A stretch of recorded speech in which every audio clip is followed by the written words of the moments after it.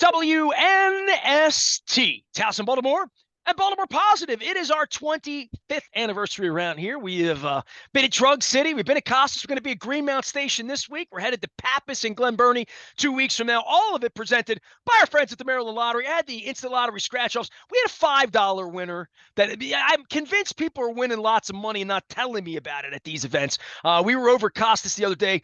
We did have a $100 winner off of this lucky program back at Coco's a couple months ago. We'll be hoping to give some more away at Greenmount Station. Our friends at Win Donation as well, 866-90-NATION. Buying two, getting two free. Got a new deal in August. Been telling everybody about all of that as we celebrate 25 years. This guy missed out on all the fun at Drug City. I'm wearing my Drug City shirt to make you jealous.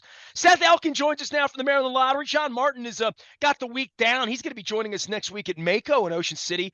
We're going to be getting together with lots and lots of political folks down at the beach. We'll be there broadcasting on Thursday and Friday, the 17th and 18th, or 16th and 17th and 18th. Those days. Seth Elkin joins us now. Dude, I didn't hit the $1.5 billion. I that's probably why I'm here doing radio today and doing this. You've had a couple of giant jackpots since the last time you and I got together. And I think that sort of stokes all things lottery, doesn't it? Yeah, unfortunately, we didn't get a jackpot winner here in Maryland. We're always hoping for that. The last big one of those we had was in 2021, as we've talked about, out in Lonaconing. But we did have a really good jackpot roll here. Two good jackpot rolls. The Powerball got up just over $1 billion in July, and we had a history-making Mega Millions jackpot. This $1.58 billion that was won in Florida is the largest Mega Millions jackpot there's ever been. So and third largest all time in U.S. history. So we were in historic territory here, and it's always a little sad to see it end because it does generate a lot of excitement, and certainly a lot of the players get into it. We get into it around here, and the energy level certainly perks up. But we did have plenty of winners here, and it's one thing that we always remind everybody of. There were well over 900,000 winning tickets that were sold in Maryland for Mega Millions in the 3+ months that this jackpot roll was going on. So all kinds of prizes, including 900,000 people cashed a winning ticket on Mega Millions in this state without winning the big one, right? So without winning the big one. The biggest one so far was a $4 million prize that actually has not been claimed yet. It was sold July 17th. At the Lobby Shop on Charles Street in Baltimore, and we're waiting for that winner to come in. So, but we've seen a whole lot of winners. Wow. We've seen a whole lot of winners. In fact, it's worth going through the numbers on this because we keep track of these things when these jackpot rolls are going on. So these numbers are hot off the press after the. All right. Breaking news. I don't know if breaking news. I shouldn't say hot off the press. John always says, do we have breaking news music? And I said, well, back when I did this in Mr. Lightfoot's class in 10th grade, when we did breaking news, we used Baba O'Reilly from The Who. So if you hear the beginning of Baba O'Reilly, you get the news. Old school reference. I made an old school reference hot off the press. I shouldn't make that reference anymore. I was a former print journalist. So was I. So I understood what you meant. May it rest in peace. Yeah. Hot off the internet. Yeah, you need a breaking news chyron. Where's your breaking news chyron? We need one of those. All right. Well, you got that big yellow L behind you. That looks like breaking news to me. All right. So give me some breaking news here. Yeah. The numbers for this are really kind of interesting to look at. So this jackpot roll was going on since April. And in the time that Mega Millions was rolling, we sold, I'm looking over just to see what the numbers are to make sure I got them because these just came in this morning. We had more than $56.5 million worth of Mega Millions tickets sold in Maryland in those 3+ months. Now the players won about $12.7 million on those tickets. And if you do a little quick back of the envelope math, about 26% of what we make on ticket sales is returned to the state in profit that goes to the general revenue fund. So that comes out to about $14.5 million, almost $14.6 million in contribution to the state just from the sale of Mega Millions tickets in these 3+ months while Mega Millions has been rolling. And that doesn't count any other ticket that we've sold in that time. So that gives you a little snapshot of what these jackpot rolls can mean, both to the players and to the state. Seth Elkin does all things. What are you, communication specialist? Is that what is your? What, do you have a title these days? Managing Director of Communications. All right. Well, specialist sounds even better than that. I mean, that sounds kind of special. For home run riches, and obviously the baseball story, the Kevin Brown story this week, the broadcast, the home runs, the winning, the losing, at least on the Batista thing the other night. The baseball vibe in the city. I have not. I should say never, because I've been here a long time. I remember 79. You and I have been through that. I remember 83. I didn't need Eddie Murray bobblehead last week to remind me of 83. I have the pictures that I took at game one that I shared out on social media of the 1983 World Series. But there's something about the heartbeat of the city for baseball when this thing gets going. And the lottery's been involved with Major League, the Orioles for years and years and years, and winning. But every night we're watching now, and every night these home runs start to add up. And I know that's been a really fun promotion. And certainly we're going to have another big winner in the home run riches, right? Yeah, we're coming up on the final drawing for that. I think the deadline to enter is August 28th. And then on August 29th, we do the last drawing. We'll select all of the contestants of the game for the remaining games in this season through September. And we'll also select another $50,000 winner. We had the one that was tied to the 50th home run of the season. I still have never talked to Barbara, although I loved everything about her winning. She was happy. That was a fun time, and the Orioles made that fun afterward too. They had her on the field for a little check presentation that I was out there for, and Ryan Mountcastle was a part of it too, because her son bought her a Ryan Mountcastle jersey while she was on the field. Once we got on the field, he went and found a concession stand and got her a Ryan Mountcastle jersey to wear when they. How much money did she win? It was $50,000. All right, so she can afford $1.50 on a jersey. Oh, okay, because I'm thinking like. Jerseys aren't cheap inside the ball. Yeah, I'm just thinking like that. So anyway, yeah. Yeah, but it was great. It was a real fun time, and the Orioles had her out there to do an on-field presentation. Listen, you win $50,000. First thing you do, I mean, I want you to save it, but this is my advice. This isn't Maryland Lott or John Martin. Do something frivolous with it, at least in the beginning. I mean, just do something for yourself if you win $50,000. I mean, you don't have to go spending it all, but if a Ryan Mountcastle jersey and he hit the home run, why not get a jersey? That's a good one. Did she get a City Connect, or was it old school? It was just the regular old school white Orioles jersey. Okay. Yeah. Right, so, but they hadn't introduced the City Connects at that time. So it was. I have been looking. I buy a lot of stuff on secondary. I collect these crazy belt buckles that you know about. I have my Baltimore Colt belt buckle I wore last week too. The jersey thing. I've been looking at Aparicio jerseys because, my cousin played for the team and all that. I found this jersey online. I should buy it. It's the orange Oriole style that you would remember from 1979. It's what they wore.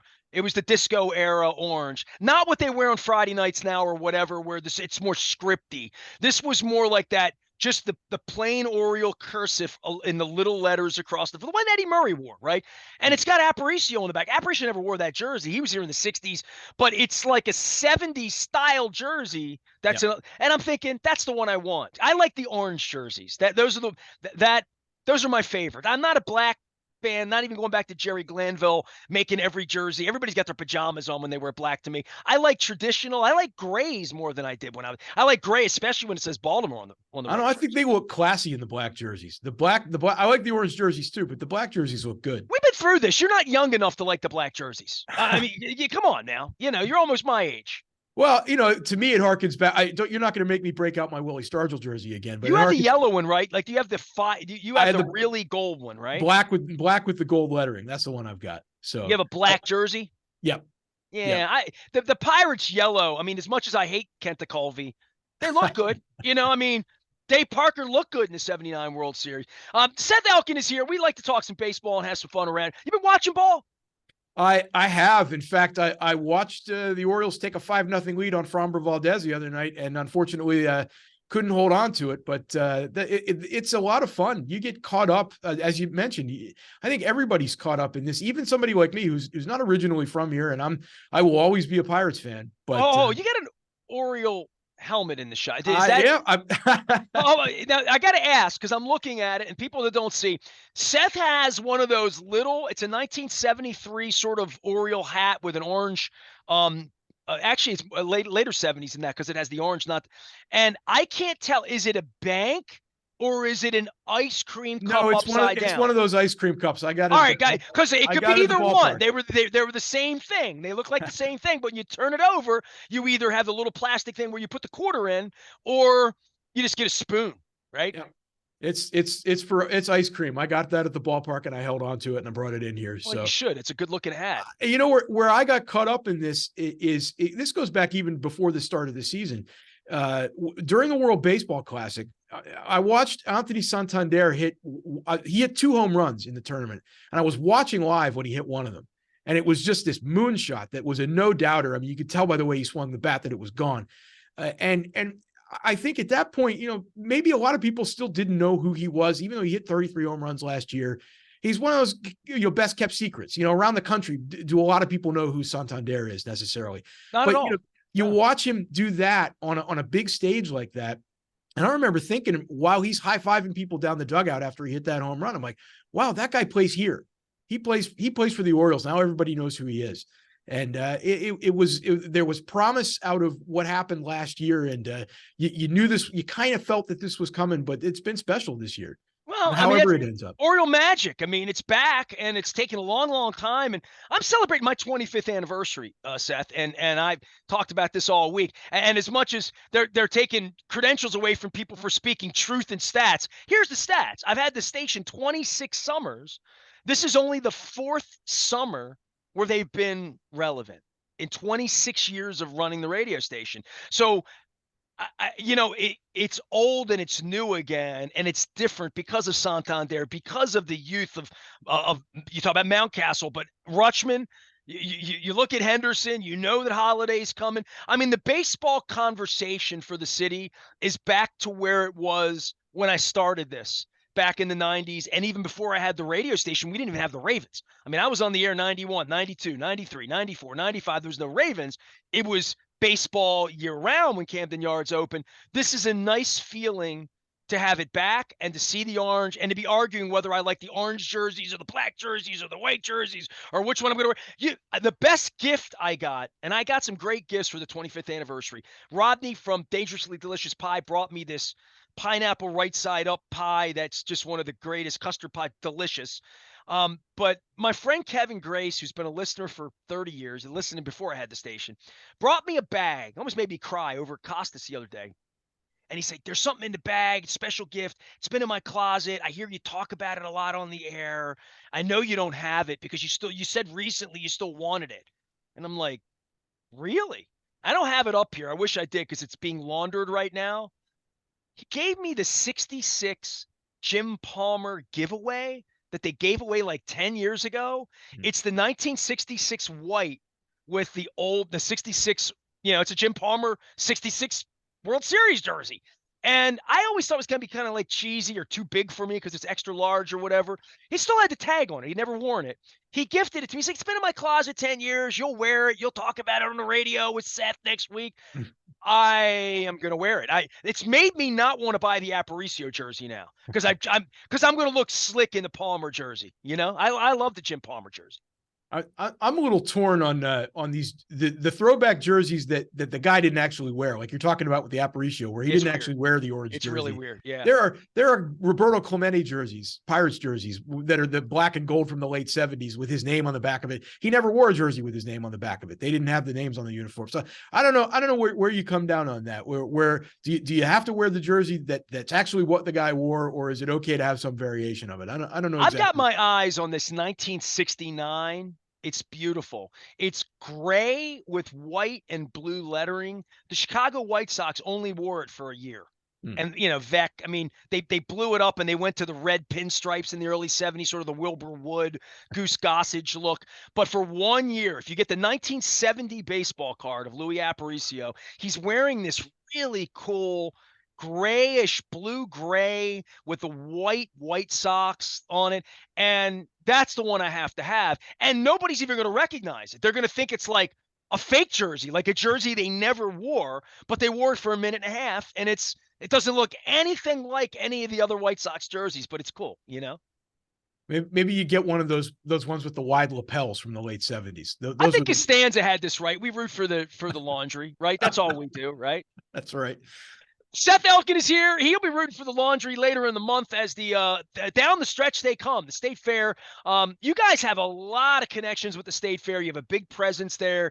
It's not like it used to be. It's over weekends now. I went to see Styx last year out there in Timonium. I know they got some great bands coming in as again, but this is sort of the wind up of a giant promotion at the fair, right? Yeah, we're always there all day, every day that the fair is open. You can find us in the lobby of the exhibition hall. We'll be there with our prize wheel. You can win some lottery items. We'll have one of our retailers there. You can buy tickets and hang out and play. We've got the racetracks and Keno monitors set up so you can stay and play for a little while. But you're right. The Cash Bash event is going to be Friday, September 8th. And that is sort of the culmination, really, of our 50th anniversary celebration. This promotion started all the way back in February, and people have been entering through all this time. And we've now got our 10 finalists in place. We've given away a number of cash prizes already along the way in the monthly drawings that we've had with this. But the 10 finalists will be there Friday evening, September 8th, at the Cow Palace. And we will have an event where we will give away prizes to those 10 people. And the way this Do is they going to milk work, cows in the cow pack? I've wondered. apparently there are cows there. We were out there to get ourselves situated and kind of get a look at the place and get it figure out how we were going to set up there just last week. And yeah, there probably will be some cows in the Cow Palace. So be prepared, be prepared for that. But there will also be a lot of cash given away. Fair. You got to have it. That's part of a state fair. You got to have animals, right? We're the perfect setting for it there then. And we got a lot of cash to give away that night as well, because those 10 finalists will participate in what should be a really fun event. 5 of them will win $10,000 each. And then 4 others will win $25,000 each, and that'll leave us with 1 finalist still standing. And that last lucky finalist is going to win anywhere between $100,000 and $5 million, depending on how the luck of the draw goes for them that night. So it'll be a fun evening, and we're really looking forward to that. And as I say, it's the culmination of many months of planning prior to this year, and then almost all of this year of execution of that promotion. So we're glad to be in the home stretch of it, and happy to share all that with everybody. Now you're rooting for them to win $5 million, right? We sure hope so. That'd be great. It ain't your money, right? Just feels that way when you have winners and you have to hug them. So we had any big winners come in? I mean, if you had $1 million person show up down at Montgomery Park and come in and say, hey, give them a check and put the purple bow on them. We had a $1 million Mega Millions winner from a ticket that was sold during this jackpot roll. Was from Fort Washington in Prince George's County that was here last week. And we've had a bunch of, there were about 13 winners at the $10,000 level in this Mega Millions roll, including 2 that were just in the drawing that produced the jackpot winner in Florida. So these are the 2 most recent ones. One that was sold at a Wawa store on Blair Road in Bel Air. And then another one at a 7-Eleven store. You almost say that right. You're not from Maryland, but you say that right. I go to great pains to make sure I say it the right way. That's right. I noticed you're a state employee too. You said Prince George's County, because I've made the mistake of saying the P and the G, and man, I got whipped for that. In the time before time, when I still worked in print journalism, I worked in Prince George's County, and we were very sensitive to that. We made sure we always said Prince George's. So that was the place I covered. Frisco if you just don't do it, So yeah, so one in Bel Air, and the other one on Pulaski Highway in Baltimore at a 7-Eleven, 2 $10,000 winners in that August 8th drawing that produced the jackpot winner. Didn't get the jackpot winner here, but 2 big $10,000. Well, that's nice. It was my side of town, at least. Pulaski Highway, Bel Air Road. You're talking my language. I'll spare you my Baltimore accent, though. I don't think too many people might be. This is my Baltimore. It's better down in PG County, is what I would say. So Seth Elkin is here. He does all things communications for the Maryland Lottery. When he's not watching baseball, when he's watching the Orioles because they're better than the Pirates, and I'm sure we'll just be in. It was a year ago this week that I saw your football team up on the field in Latrobe.